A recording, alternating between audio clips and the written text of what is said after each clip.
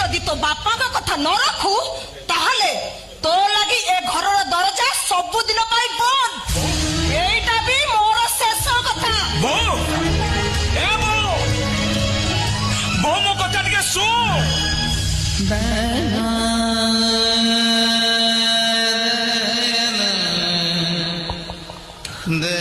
ମୁଁ ତମମାନଙ୍କ କଥା ବୁଝୁଛି ଲୋ ବୋଉ, ହେଲେ ଦୁଃଖ ଏତିକି ମୋ କଥା ତମମାନେ କେହି ବୁଝିପାରୁନ। ପ୍ରତିଭା, ଏ ପ୍ରତିଭା,